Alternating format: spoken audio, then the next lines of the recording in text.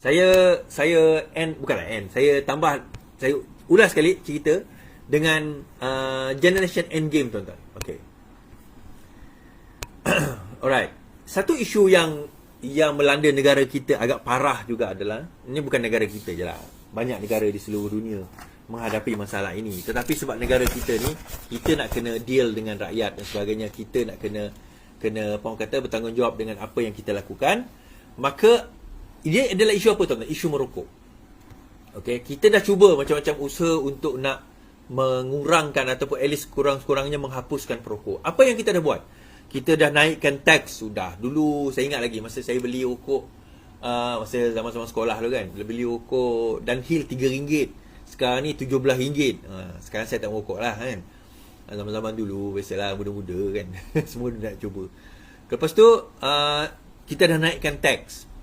Kita juga dah apa orang kata, dah naikkan cukai, kita dah buat klinik untuk berhenti merokok. Kita juga sudah apa kita buat? Kita dah buat kempen. Kerajaan Pakatan Harapan tu kempen, kalau siapa merokok, nak merokok kena lebih 3 meter, pun tak berjaya.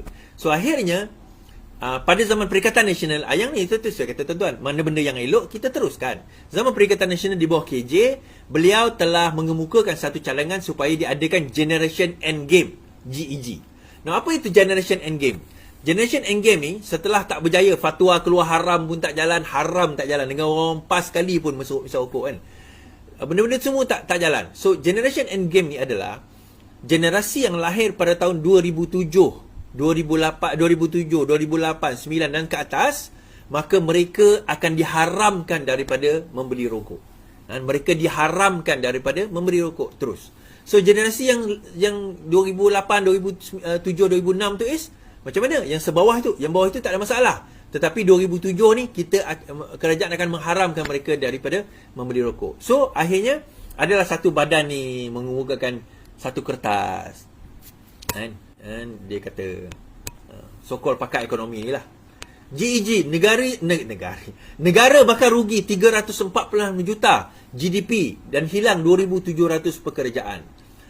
Pelaksanaan dasar Generation Endgame dijangka bakal meningkatkan aktiviti penyeludupan selain mengakibatkan negara mengalami kerugian sebanyak 346 juta dalam sumbangan keluar dalam negara kasar. Menurut kajian dikeluarkan oleh firma penyelidikan Oxford Economy, lebih 2,700 pekerjaan juga bakal hilang, termasuk tambahan 1.2 bilion dalam ketirisan cukai tahunan akibat perdagangan haram melalui sektor tembakau. Selain itu, kajian tersebut turut menunjukkan tindakan mengharamkan vape dipercayai akan menjejaskan potensi sumbangan sektor cukai, sektor itu yang dianggarkan menjejas 1 bilion setahun. Nilai sebenar kerugian mungkin lebih besar kerana angka dalam perkara itu tidak mengambil kira sumbangan terbaru industri vape setelah industri itu disahkan di Malaysia. Now, setakat ini dia orang cerita pasal apa yang boleh disumbangkan. Rokok ni boleh sumbang apa? Vape boleh sumbang apa? Dia kata kita akan rugi 300 juta ni. Kita rugi 300 juta kerana perkara ini. Tetapi dia tak cerita berapa kita rugi disebabkan oleh penyakit, disebabkan oleh merokok. Kan, saya buat a little bit of digging lah. Okay. Pada tahun 2020, satu kajian dilakukan pada tahun 2020. A latest study conducted by Tan, etc. pada tahun 2020 mendapati dan yang merokok ada mempunyai negative impact kepada kesihatan dan juga produktiviti kerja di kalangan rakyat Malaysia. In particular, merokok menyebabkan kerugian 275.3 bilion ringgit daripada segi produktiviti, 5.5 juta quality adjusted life years dan 3 juta disability disebabkan oleh merokok. Dan dalam masa yang sama, pada tahun 2019, Dr. Lee Boon Chye mengatakan kerajaan terpaksa berbelanja sekitar 16 bilion setahun untuk merawat pesakit disebabkan oleh rokok. Nah, kita nak compare tadi, tuan-tuan. Kita kena compare, okay? Dia kata on the other hand, kita rugi 300 juta. Lepas tu seludup rokok 1 bilion. Okay, katalah kita ambil. Okay, dia kata itu pun very conservative. Ambillah 5 bilion. Okay lah, ambillah 10 bilion.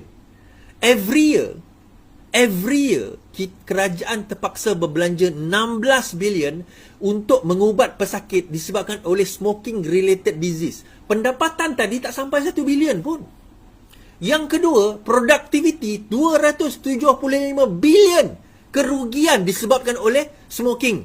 Dan 3 juta disability. Smoking ini menyebabkan kanser. Smoking ini menyebabkan orang kata apa? Jantung, buah pinggang, jantung kita, buah pinggang kita. Kanser-kanser yang berkaitan dengan yang berkaitan lah, yang sewaktu dengannya ni lah, disebabkan oleh smoking. Now, isu dia tuan-tuan, kita on the other hand, kita ada pendapatan. Tetapi adakah cukup pendapatan itu untuk menampung kerugian yang kerajaan kita tanggung? Sebenarnya tak. Sangat tidak dapat kita nak menampung kerugian tersebut. Tolak tepilah hukum fatwa haram itu. Kita tolak tepi dulu. Kita tengok. Sebab itu dalam satu hadis kan, Rasulullah sebut dalam satu hadis. Imam Nawawi juga, hadis 40. La darar wala dirar. Maksudnya jangan kamu berbuat kemudaratan dan jangan kamu mendatangkan. Jangan kamu memudaratkan dan jangan kamu berbuat kemudaratan.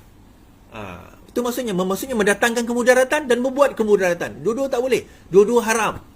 So dalam hal ini, smoking related disease, kanser, disability, jantung, buah pinggang dan sewaktu dengannya. Kemudian low and productivity dan sebagainya. Menyebabkan kerajaan dan negara kita rugi ratusan bilion ringgit. Untung kita 1, 2, 3 bilion tadi tu. Tak, masalahnya ekonomis, Oxford Economist duk tengok yang itu. Saya risau dia orang ni dibayar ke? Dibayar oleh geng-geng syarikat perokok ni ke sampai dia kena keluarkan benda. Kita tak nafikan. Tetapi itu yang berlaku. Okey, kemudian dia kata berlaku penyeludupan. Tuan-tuan, penyeludupan itu, seludup rokok ini bukan sebab apa orang kata kita nak pergi ban rokok dan sebagainya. Seludup rokok ini berlaku sebab rasuah. Kita cerita awal-awal tadi tentang polis kan?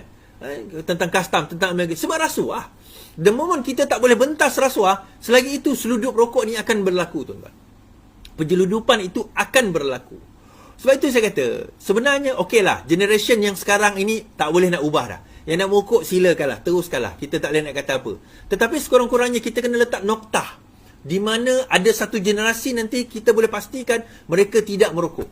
Dan bermula dari generasi itu dan seterusnya, merokok ini kita dah boleh ban for life. Tapi 2,700 pekerjaan hilang. 2,700 orang itu boleh cari kerja lain. Tetapi kalau kita ada 3 juta orang yang disabled dan mati, mereka disebabkan oleh smoking related disease. Hilang ayah, hilang ibu, hilang bapa, hilang apa orang kata orang yang menjadi sole breadwinner kepada keluarga. 2,700 tu pun tak guna nak menggantikan orang yang hilang tadi tu. Kehilangan disebabkan oleh perkara ini. I'm very passionate about this, tuan-tuan. Sebab saya melihat sekeliling saya, kawan-kawan saya yang meninggal disebabkan oleh smoking related disease, kanser, jantung dan sewaktu dengannya. Dan saya tak boleh nak buat apa because bagi saya, kalau saya dah cakap dah, kalau kau nak berhenti, saya boleh bagi tahu cara. But the end of the day, nak berhenti ni, you all sendiri kena berhenti. Dia macam mana gunalah nicotine patch ke, guna apa ke dan sebagainya, dia takkan boleh menyebabkan kita berhenti, melainkan kita sendiri nak kena berhenti. Itu je. Other than that, there is no more excuse. Tak boleh. Tak boleh. Tak boleh kita nak kata. Sebab itulah kita kena faham bahawa kalau kita pun tak boleh berhenti, jangan halang anak-anak kita nanti nak berhenti. Jangan halang kerajaan nak menghalang anak-anak kita daripada memulakan. Bukan berhenti, bukan isu berhenti. Isu nak mula. Mula pun jangan. Jadi kita jangan halang lah. Ini satu usaha yang baik dan usaha yang bagus dan wajib kita sokong sebenarnya. Okay?